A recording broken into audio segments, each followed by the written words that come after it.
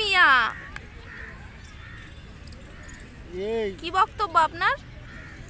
এই ভিক্টোরিয়ায় জায়গাটা আমার ঠাকুরদা কিনে গেছিল।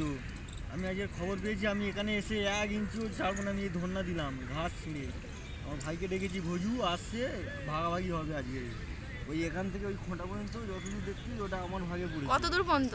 ওই ওই ওই মাথা পর্যন্ত, ওই মাথা। এইটা তোমার? হ্যাঁ, এটা আমার মাঠ।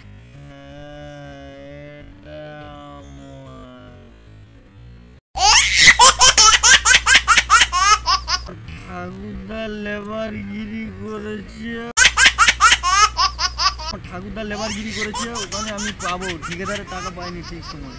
সেইটা এখন আমরা দল বল নিয়ে আসছি, ভাগাভাগি হবে।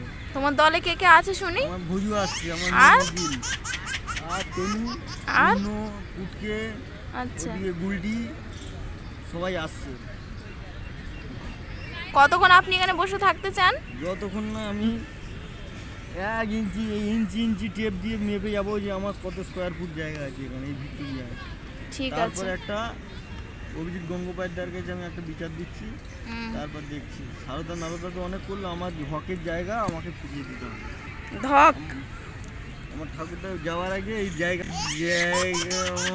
আমি লিখে দিয়েছি। আমার ঠাকুরটা যাওয়ার আগে এই জায়গা আমার নামে লিখে দিয়ে গেছি।